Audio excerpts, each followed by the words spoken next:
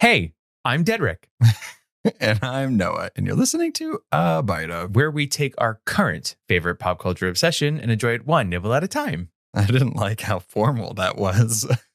I'm being Edwin. I'm gonna do the whole thing with my hands like this.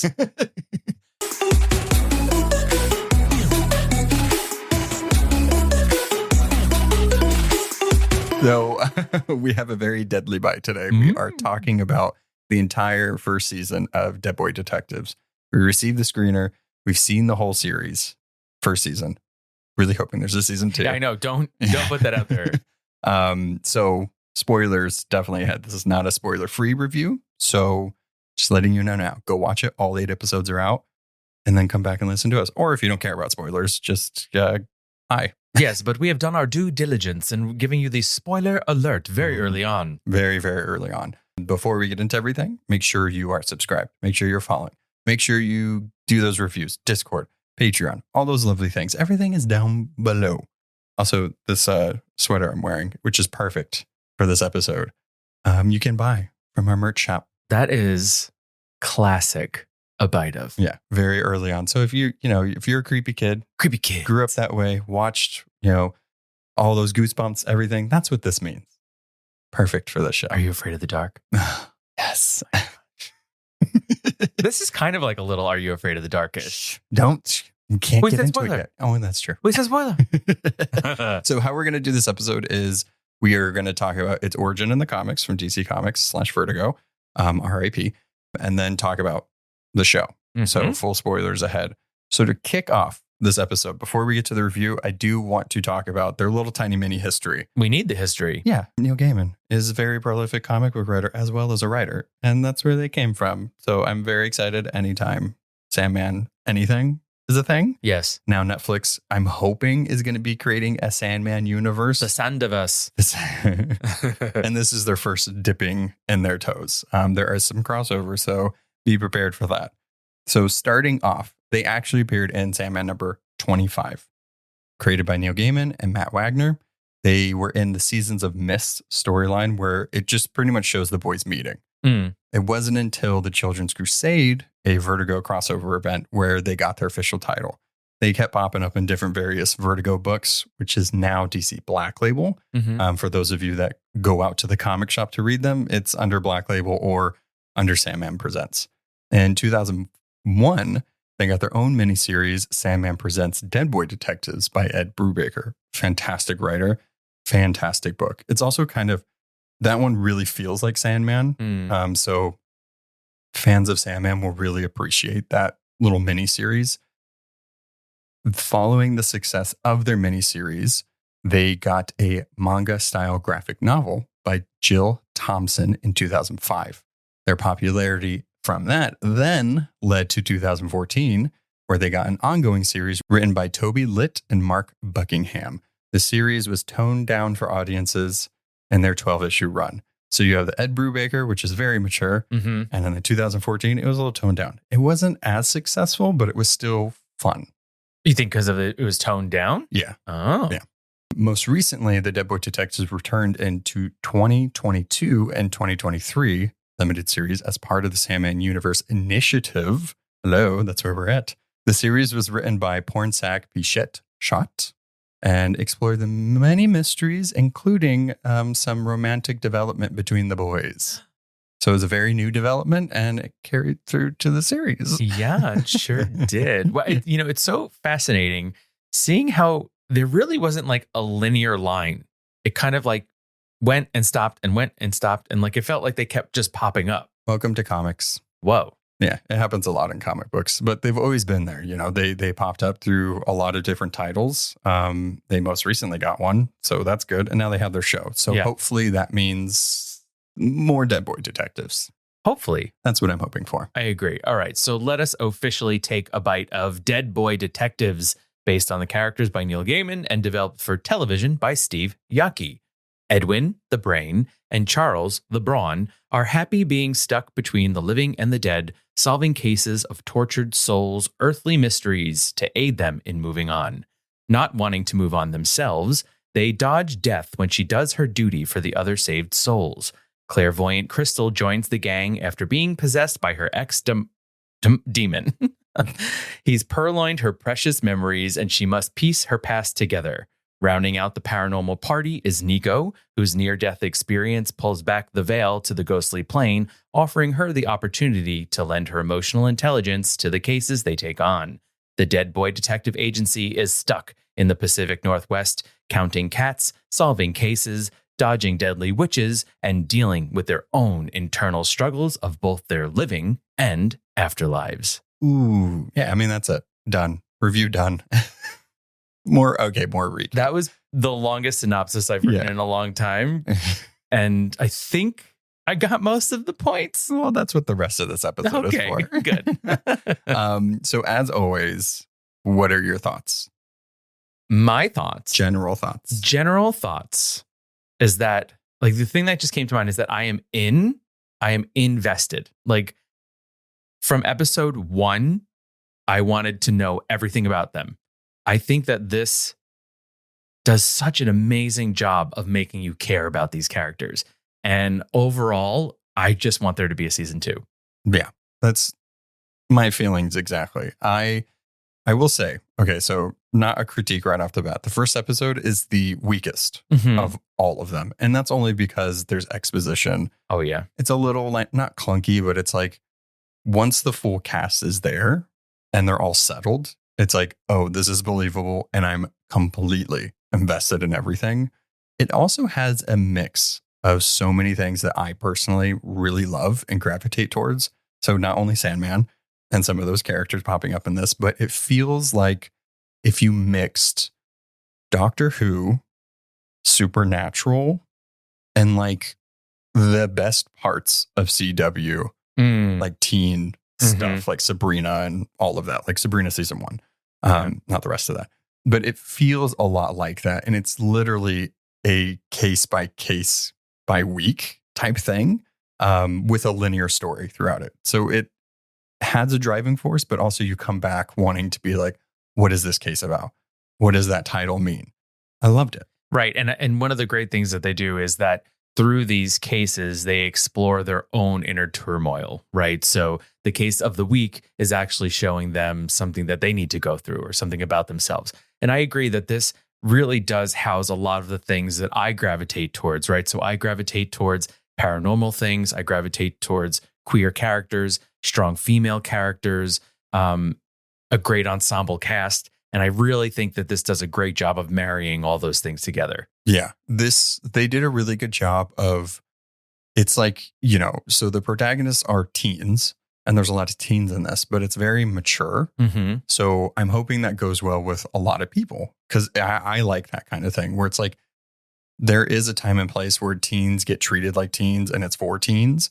And I feel like this can be for broad audiences, but with mature audiences in mind, because the themes are very heavy in this, and like they don't hold back on some of the scary and gore, which I very much appreciated. Yeah, I agree. And they do a really good job of when it comes to the super gory things, like right as the axe is going to hit the person, it pulls away, but you see the horror on the other people's faces surrounding it. So, I get kind of squeamish with things like that. So if they're doing, the for me, well, then I'm grateful, right? I don't have to miss anything. Yeah. But I do agree, right? It's this thing. It's a really good balance of taking these, teen characters who can get into like teen situations, but then taking that like Neil Gaiman sense of not being afraid to show the dark side of things and bringing them together in a way that makes sense. Yeah. And he created this thing where it's like a meld of kind of like fiction that we know, like boarding school and detective teens. And he married that with this. And I still feel like we get that. We don't have so much boarding school in this. It started there technically.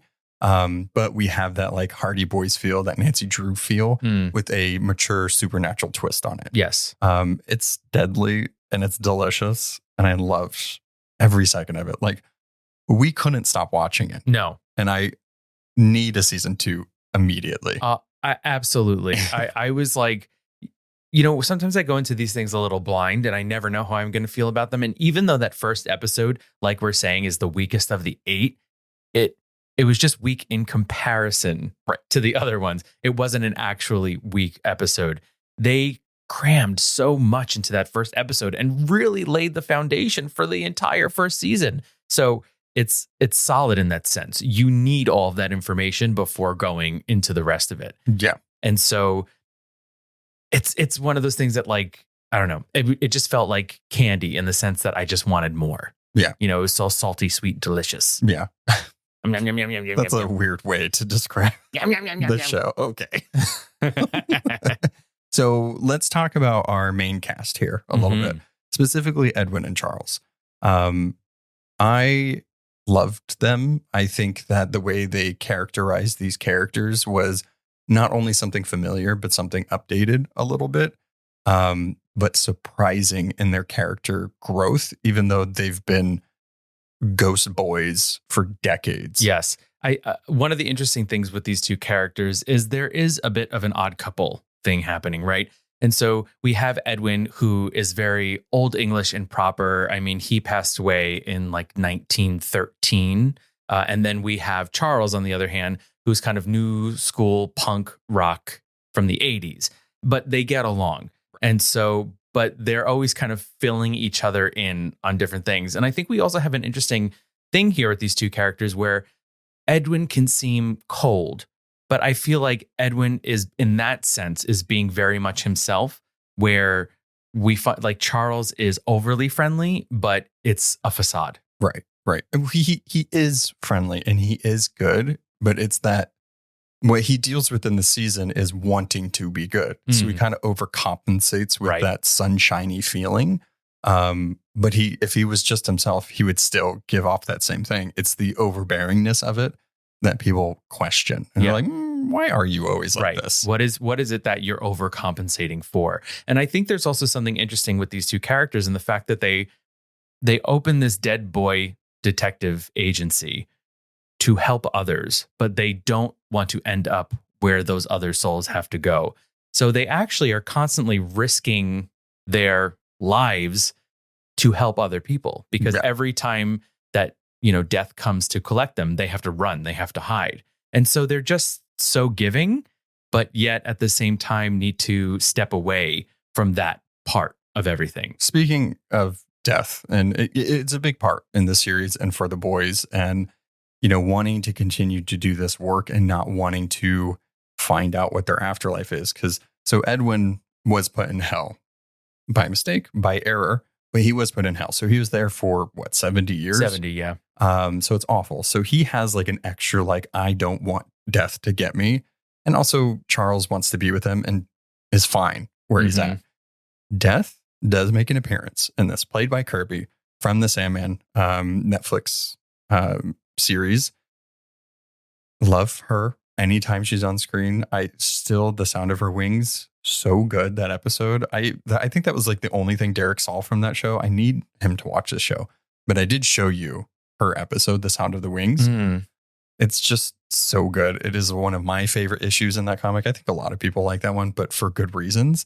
But she's only in it once. You do see her wings throughout the series. So I'm hoping that in season 2 of Sandman, season 2 of Dead Boy Detectives, we get more Kirby, because perfect every time. Yes. If I'm going to the afterlife, I would love Kirby to be the one to welcome me. And I think that having Kirby in that first episode really was the Sandman, sprinkle of Sandman in it, right? It's letting you know this is part of the Sandman universe. We needed that. And later on in the Hell episode, towards the end of the first season, we do see Despair in there as well, or Misery, from the Sandman series as well. So it was good to see some other characters pop up as well, to also remind us, by the way, Morpheus is around somewhere. Yeah, 100%. I think, when I think about George Rextrew and Jaden Reverie playing Edwin and Charles, I think they have a bit of an interesting job here, right? So they're carrying on the lineage of the Sandman universe, but they're also, if you think about these characters, so someone like Edwin has been in this afterlife or this in-between life, for 70 years in hell and then 30 years as a dead boy detective. So they're both like, well, at least he is over 100 years old. Yeah. Right. So you have to play this character of Old. I'm 16, 17, 18, but I'm also over 100 years old. It's very Avatar: The Last Airbender. Yeah. Interesting connection, but yeah, like it makes sense. It's a 12-year-old who's really 112 years old. I didn't expect you to put that. But that is true. And then I think they did a good job with also reminding us that even though when they died, when they were mortals, they were young, but they lived for so long. Yes, they're wise in a lot of stuff, but their maturity in some areas, like specifically Edwin and his sexuality and how even to kiss somebody and all of that, just never progressed. And then same thing with Charles. He never learned how to kind of even like, no matter how somebody's treating you, you don't need to appease that person. Like, when you get older, you're like, oh, I don't need to like make sure that person has my approval that treats me like shit. Yeah. That's just something that develops as you get older. But throughout the series, it was good to see them deal with that or come to terms with that. That was actually one of my favorite things of this first season was how they dealt with some of that stuff. Yeah. And it's interesting that they've spent the last 3 decades together, but didn't talk about it. Right, exactly. There's still that humanity within them of this is something that's a little too painful, so I'm just going to keep it to myself. Yeah. Spending 30 years with someone and not even saying like, I think I might like men, like that's intense. Well, he came from a time where it's like, definitely not. You can't be a homosexual. And then also he was dead and in hell. So it's like, he had no time to be like, I like butts, men butts. Men butts. He had more specifically. Yeah, he had no time for that. And it is with the help of our wonderful clairvoyant psychic Crystal Palace. Miss Crystal Palace. Miss Crystal, which is a name is amazing. Edwin Payne. Right. Come on. He suffered a lot of pain for 70 years. It's on the nose. I was even thinking about Charles Rowland, right? Row as in the water, where he almost died and he got... Well, that's not how he died in the comics, but that does make sense for the show. Did he die on land in the... Yes. Yeah, he died like in the attic. And yeah. Anyway, so he didn't die in water in the comics, but for the show, it makes sense. Yes, they're having fun. Yeah.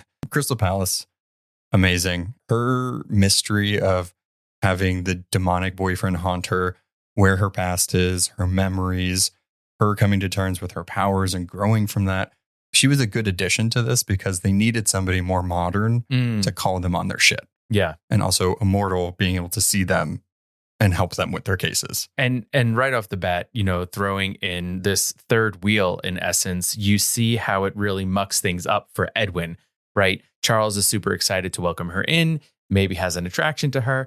Edwin right away is like, no, I don't like you. You don't need to be here. We're fine by ourselves. Right. And at first you're kind of like, wow, this guy's just being a kind of a prick, but you realize later on why he's being that way. Yeah. Edwin was an interesting character, specifically when other people come into the mix, because he's very like, no, like we're okay. We do things how we do them. As it goes on, you start falling in love with him and you start understanding why when more people come into the mix. I think the more people that are around, the better it is for our dead boys. Definitely. Yeah. Crystal, how did you feel about her as a whole for her arc, I should say? I absolutely loved her. I think that she was incredibly powerful, really smart. I liked how strong-willed she was, and how she really was able to carve her own path in all of these cases, right? She is willing to be there for them, but also take care of herself. And really a lot of this is her journey is a lot about not prescribing to who you once were and being able to create a new self when you had the opportunity. I mean, even if it was from supernatural reasons, she got a clean slate. And the cool thing about that is even when she got a clean slate, she was a good person. So it's like you learned how to be a bad person because you were just completely neglected as a child from your parents. Nature versus nurture. Right. And you had these abilities and you could do whatever you want. So what are you going to do? Be a shitty person. And she was awful. Yeah. Making people walk into traffic. Ugh. Yeah. Stealing. No. Well, The amount she did, not good. But like, everybody goes through that. And you know what, though? I really wasn't expecting that. It's interesting that like I really felt her as this kind, helpful, badass character. And to see who that's who she once was, I thought was it really kind of flipped it for me. Yeah. We have to talk about the fourth wheel. Technically in this, there is like a kind of fifth wheel, but not until the end. Yeah. But the fourth wheel for this, Niko. Miss Niko.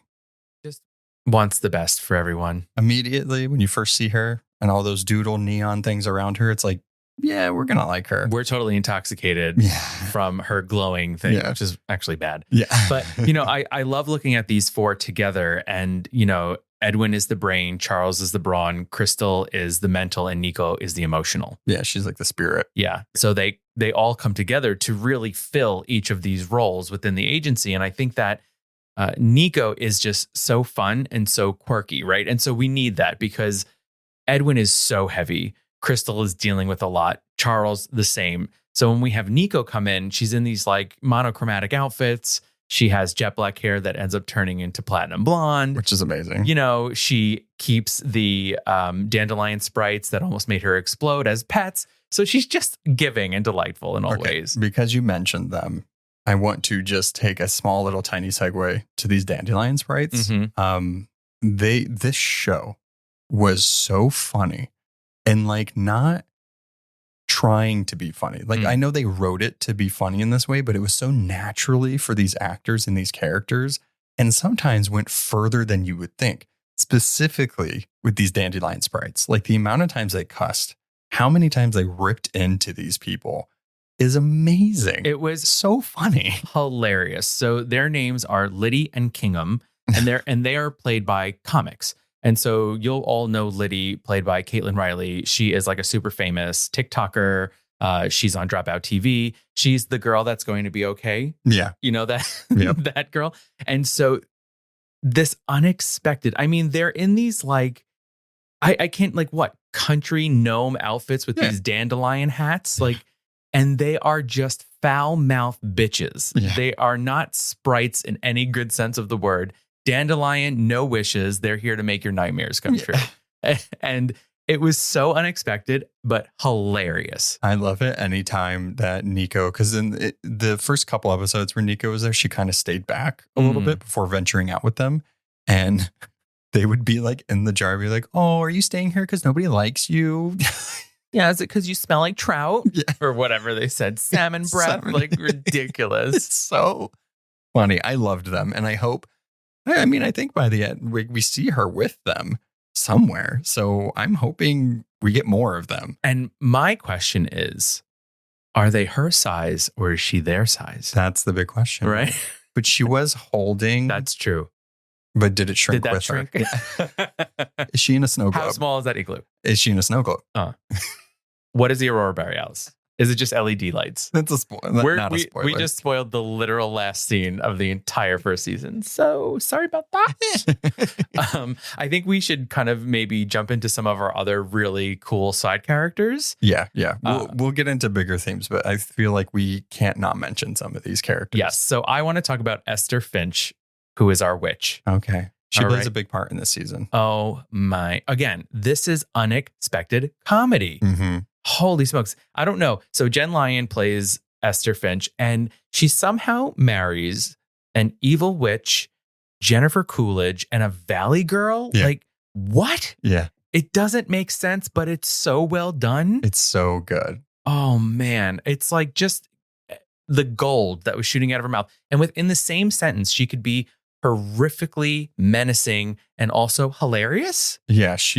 It's when she was like, saying lines to cut them down or doing great clapbacks and then just having a demonic voice in that same sentence by the end. It's like, she's amazing. Mm-hmm. And I love the lengths that she would go. The cool thing about the show is like, there's a lot of rules and there's a lot of ways supernatural stuff works. And once they lay out like, okay, they can travel by mirrors. Like, yes, they can go through things. People with near-death experiences can see ghosts.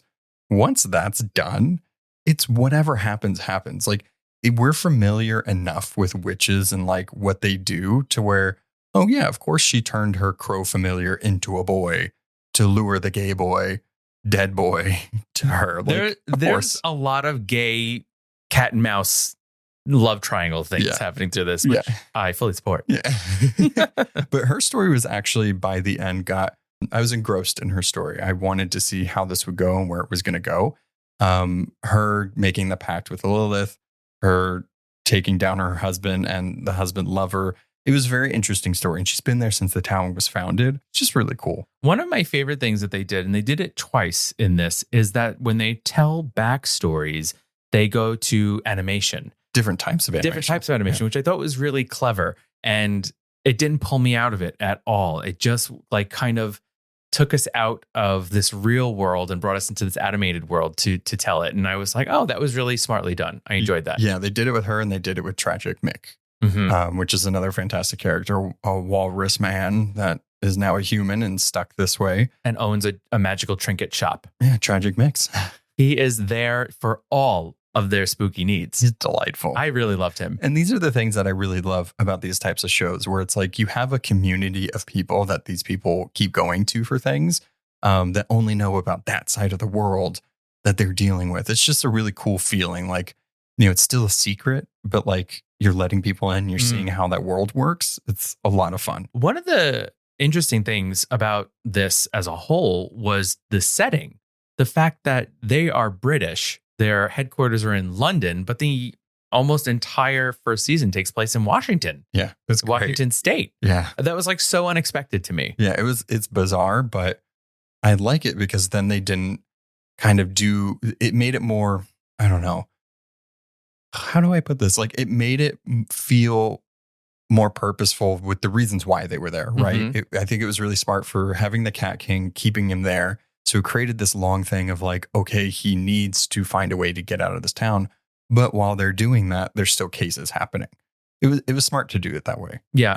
I think it felt like it solidified them as an agency who has to travel to solve cases. Not everything's going to happen just here in, foggy London. Yeah. They just went to another foggy place. Yeah. They went to Washington. Can we talk about the Cat King for like 2 seconds? Surely. Lucas Gage playing the Cat King. The second that he was on screen, I was like, okay, he's selling sex. He's doing the cat and mouse game. And then seeing him and Edwin, and just Edwin's like repressed / not coming to terms with his sexuality and just like wanting to lean into it but doesn't, was heartbreaking, and also really cool that they showed that, even for a dead boy. Yeah. I think it was so interesting, right, in that first episode when we see the Cat King really coming on to Edwin, and you're kind of expecting Edwin to lean into it, to reciprocate, but he can't.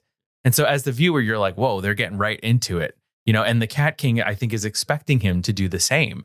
But Edwin has these blinders on where he can't even admit that or come to terms with it. He's never kissed before.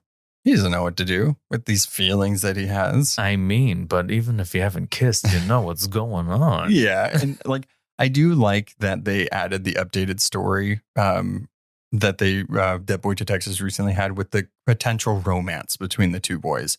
In the series, it turns out, yes, Edwin does love Charles. And Charles, he's like, we have time to figure this out. I don't know if I love you that way, but we have time. And in the end, it does sound like we're better off as friends. But the cool thing about that, and the great thing about their relationship, is that Charles doesn't hate him, doesn't think it's gross. Mm-hmm. It's like, thanks. Yeah. I don't feel that way for you, but like, we can keep talking about this. Yes. But we're friends still. Also, we're trying to escape hell in this moment that you're admitting this. Well, yes. So there are bigger things happening. But I think I like this a lot because the will they, won't they, I'm kind of fine with it happening. And I'm also fine with it not happening. I think I'm fine with it more not happening only for the sense of like, that if these two protagonists started like smooching, that they would find some reason to drive a wedge. Yeah. And it's like, I love them so much together and they love each other so much, and not even death can bring them apart. Right. That I don't want some written way to drive a wedge between them. Yeah. And I think that apparently Edwin, no matter where he goes, is just going to have people chasing after him no matter what. Okay. Yeah. So he'll be fine. Yeah. But I agree that I would rather it not work out, because one of the things that I really love is, so let's say that Edwin, you know what? Let's just say, regardless of their sexualities, they are not interested in each other in a relationship way. I love watching a very healthy male-male friendship, which entails things like saying, I love you, which entails things like hugging each other and holding each other. And going to hell for each other. Exactly. Risking your life for each other. And I think that we see, female representing relationships of friendship like that. That's so easy. Hugging and holding hands and laying in bed together and talking. And we rarely see that between two male presenting characters. And so I really loved that. I loved seeing that. And, this is like way out of the realm, but it's also a Netflix thing. One of the things I love about Queer Eye so much is that these 5 queer people they hold hands, they hug each other. Right. And so this kind of takes it to another level where, with a friend who maybe won't have the same sexuality as you or identity as you, you could still do that as well. Yeah. And that's the beauty of, I know Neil Gaiman worked on this series as well, and a writer in some capacity and like producer.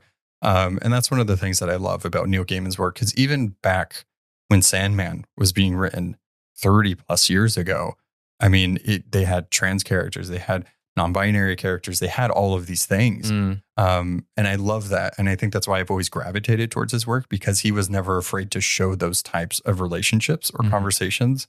And I love that it still shows through with this. And I think it was to the benefit of the series to be inclusive with a lot of different people, races, sexuality, relationships, and all of that. And even different types of people. We got the main 4 who are very different types. But you know who my favorite is? Out of all of them?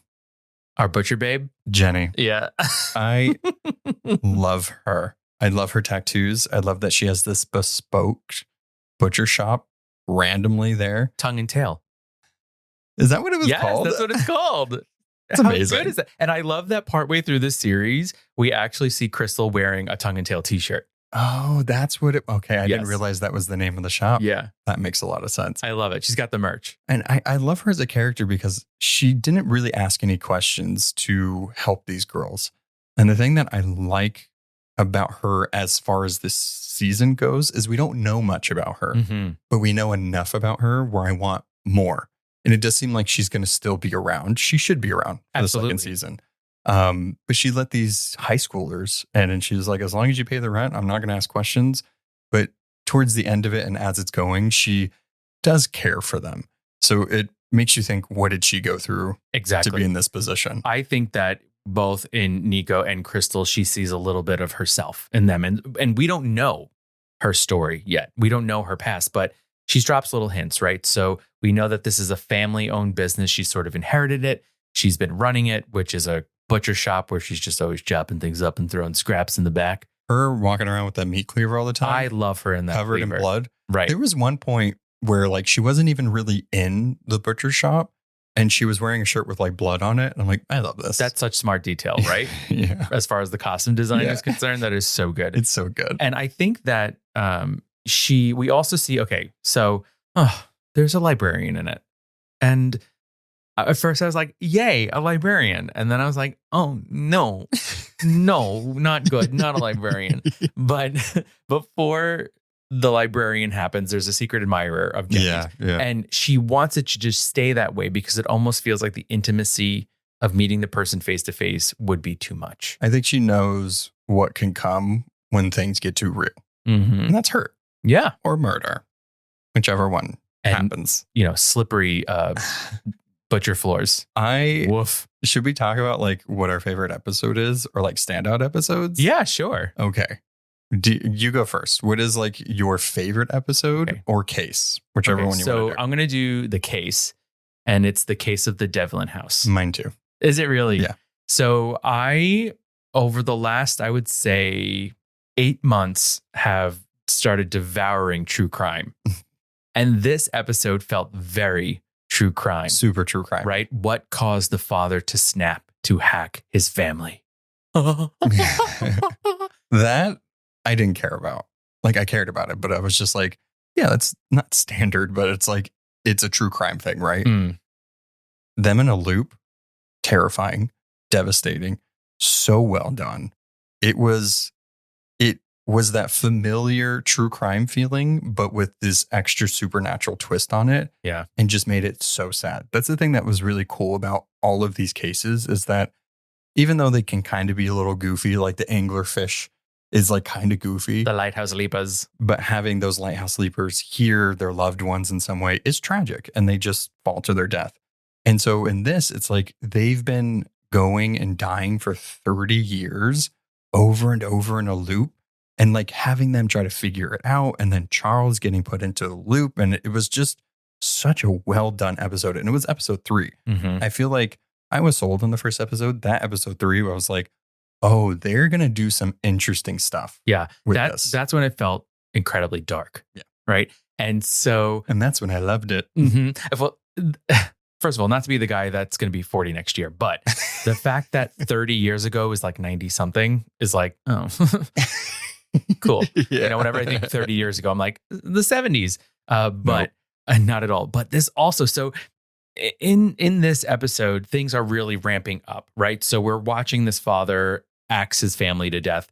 And then, you know, spoiler alert, we see Charles get stuck in the loop himself. So now Edwin and Crystal, who have not been getting along this entire time, have to figure out what's going on. But then on top of that, they introduce the misery wraith, which is like this backwards, upside down, crawling flesh mummy. No, feeds off of misery. Oh my god! It was so much happening, and I loved it. I was like, I will say, if you haven't watched it and you're listening to this to like figure out if you want to watch it in a dark room. That's like my main critique with this is that if you watch it during the day and you have like light in the room, it is hard to see what's going on. And that's just the nature of the show. It's a dark show and a lot of stuff happens at night. That scene in particular was awesome. Like I love horror and I love these types of things. So adding that on top of like all this character development, all this queerness and all of that, icing the cake. Yeah. Yeah. I also think another really great episode was episode 7, The Case of the Very Long Stairway. So this is when we really see the true power of their friendship. Penultimate episode. The penultimate. Oh, your favorite. Yeah. It's the penultimate. But I loved when they were in hell and to find to find Edwin, Charles has to go through the 7 deadly sins. 7, the different layers of hell. Yes. Yeah. And so he's in gluttony, he's in lust, it's avarice. Oh man, that was really freaky. It's really cool. I'm very curious. I'm not sure if they mentioned it. I might have missed it. In the Sandman comic during the Seasons of the Mist and how they get introduced is Dream going down to hell to confront Lucifer. It's a long, big thing. Essentially, it leads to Lucifer abdicating and being like, I'm done. I'm closing hell. I let all the spirits and everything go back up. I'm done. Here's the key, Dream. Goodbye. Cut my wings off. And that's how we got the Lucifer comic and all of that. I'm not sure if that's happened in this. It'd be interesting to see if it does happen. But that's kind of why Edwin is up there. That's kind of why Charles is like, that's why there's a lot of spirits. And because of that, that's actually how Charles dies. Because in the boarding school, there's a bunch of spirits killing people and it's all the stuff. So to see them actually in hell and like going through all this stuff was cool because I didn't expect it. I didn't expect it to be populated. Like when they went down there, I was like, oh, did Lucifer not abdicate yet?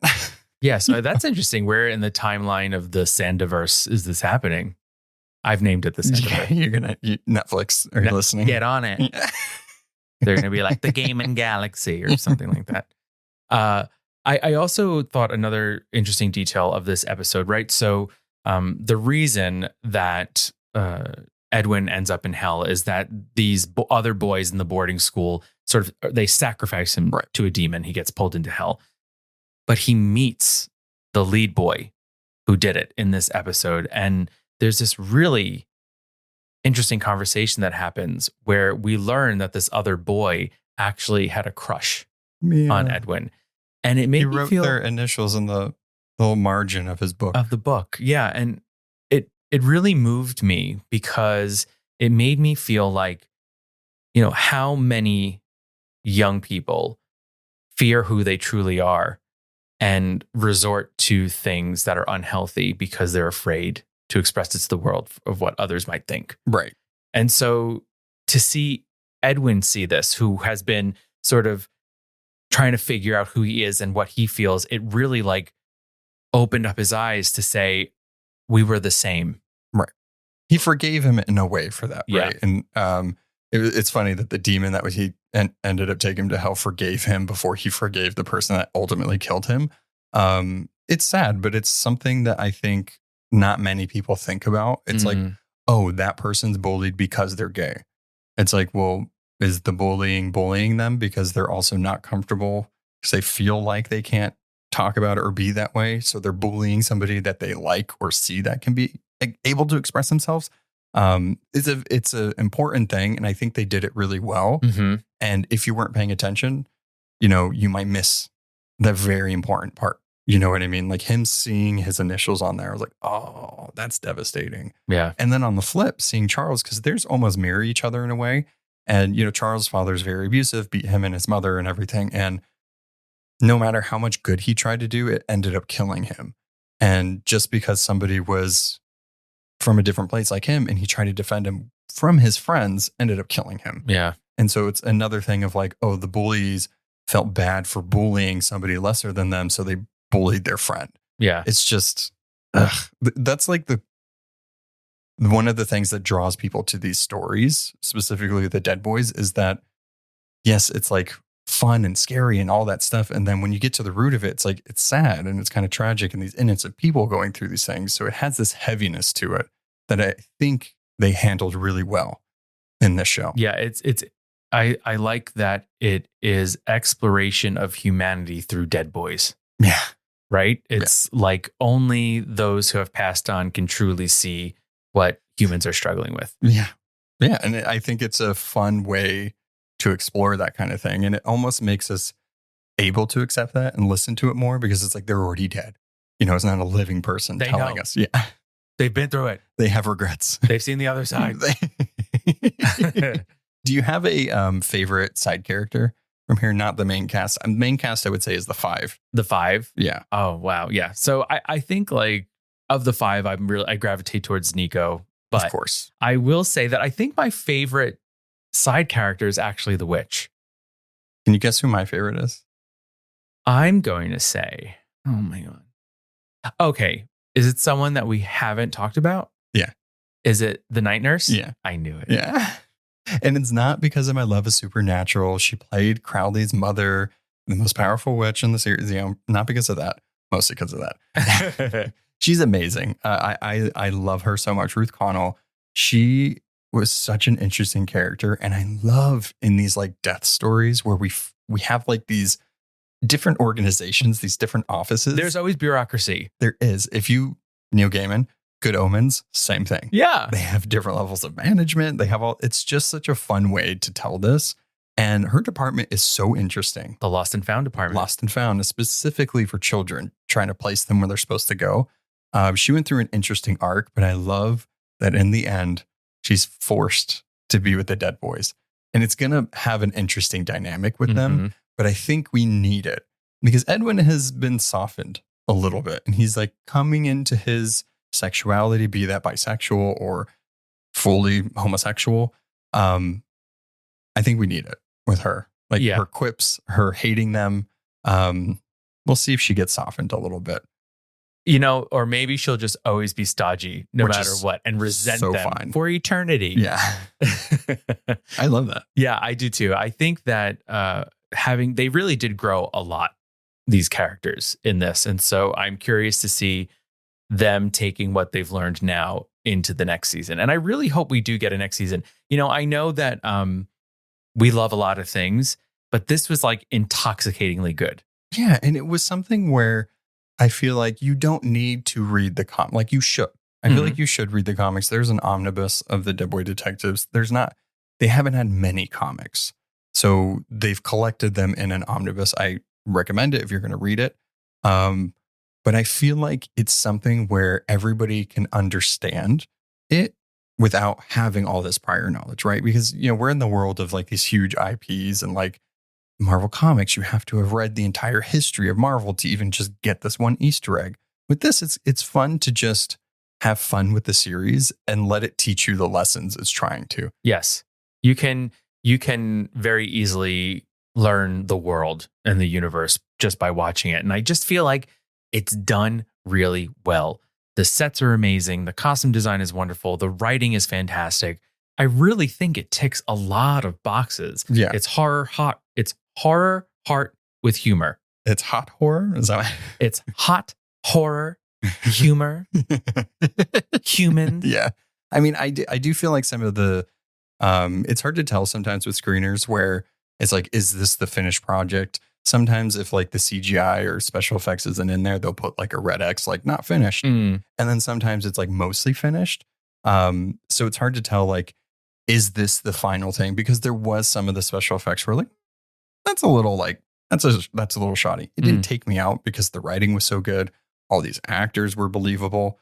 But like fully polished, like if they were to like improve just that slight bit, it'd be a knockout. And I think that's very nitpicky. Exactly. Right. So if we're reviewers, we have to. 100%. But I think that if you're there as just general audience member watching it, you won't be pulled out of it. You might not even notice those things. Yeah. It's just a really strong first season. Yeah. And you kind of fall in love with all these characters and you don't want any of them to leave. No. So that's the fear, is that as you keep going on, like as we were in the last episode and, in the middle of the last episode, things are kind of like getting a little bow on it. And you're kind of like, but no, there has to be something. Something is going to leave us hanging off the cliff. And then we got like a Children of Men opening with the shop just exploding. Didn't expect that. I was like, at first I was like, yes, they have to stay together. And then I was like, no, that's bad. Very, very, very bad. Yeah. Not good at all. So the ending of this season 1, I think sets up a season 2 perfectly, where season 1 stuff is done. Wrapped it up like a bow, but leaves us wanting more, and we want to see what happens next. Specifically, Niko dying, which is super sad. And I don't know what's going to happen. I believe she is a new character for the show. So like, I have no idea who she's supposed to be or what she's going to do. Having her die was really sad. At first we were like, oh, is she going to be a zombie? Because she mentioned that to the miners. Yeah. But we see her in that igloo with the dandelion sprites. And so she was given a small polar bear or a small bear token. And so they're in Alaska. It's making me think of Is she in Alaska? They were in the snow, right? And when you think of a bear, you think of I didn't know if they said Alaska. Oh, no. But I felt like Alaska because, right, the constellation of the bear and all that stuff. And so, why is she there? It's obviously the magic of the token, but why are the dandelion sprites with her? And so I'm a little worried that she might not be good. We'll see. They didn't show her face. Yeah, but maybe the dandelion sprites grew fond of her because out of everybody, even though they were throwing insults at her, she still was like, I'm going to keep them. I'm not going to kill them. Like maybe they can become good. That is the thing about Niko, is that she saw the best in everybody. The line that Mick said to her, you never know when the good is going to come back to you. And that's all she was doing. So I have a hope that she's going to be good, but if she becomes kind of like a villain to then come back as Niko, that might be fun. Yeah. It's interesting because the thing that made me laugh is that they're so used to death that this companion of theirs who they grew to love died. And they're like, so let's expand the office. The agency is booming. Yeah. So we're going to go to London, right? Yeah. Let's just hop through this mirror. Yeah. They did grieve her a little bit, but 4 seconds. Yeah. I mean, with Jenny being like, they're going to send her body back to Japan, I was like, oh. Yeah. That's sad. And then they're like, are you coming to London or what? I'm like, wait, Niko's dead. What are we doing? Can we not talk about other things? Right? Okay, fine. Yeah. But I am interested to see what happens with Niko in the next season. Me too. So final thoughts, final rating, I think it's pretty apparent. We want another season. We loved every second of it. It was very easy to watch. Gory, scary, so many different types of supernatural horrors. You have kids killing kids that also abused other kids. And then ghosts and loops and leapers from things and Lilith. The washerwoman. Yeah. Who is constantly, her eternity is washing the blood of the world away. Of humanity. Hello. Yeah. And she even said, I think there was a line where she's like, there's so much blood now. And I was like, oh. And then who was it? Who said it? Oh, that woman at the end from the Lost and Found place. She's like, there are more humans than ever dying these days. Yeah. Oh, boy. Yikes. Well, good thing we have the Dead Boys to help everybody go to where they belong. Absolutely. To move on. So what do you give it? What would you rate it? A solid 4 out of 5. A solid 4 out of 5. Yeah. I was playing with 5, but I'm going to give it a 4.5. Yeah. I think because I'm so hesitant to be like 5 is like, if they don't renew it for a second season, I'm going to be really mad. Heartbroken. Yeah. But we're getting a season 2 of Sandman. So if that does well, the Sandiverse can get bigger. This is my thing. If Sandman is too intense for you, which it is for me, then Dead Boy Detectives is perfect. That's the thing that I'm so excited for this like universe, because there could be so many different types of stories. Sandman is very like thematic and like really thought provoking, and like it could be boring for some people. I get it. This is going to capture a whole other audience. So I'm excited to see what you guys think. What other people think. Yes. Let us know. Book the Dead Boy Detectives. Yeah. You're going to love them. You're going to love them. You're going to love them. And then let us know who your favorite side character was. Yeah. Or favorite case. Because that's a lot of fun. Yeah, I really want to know. So many people are so funny.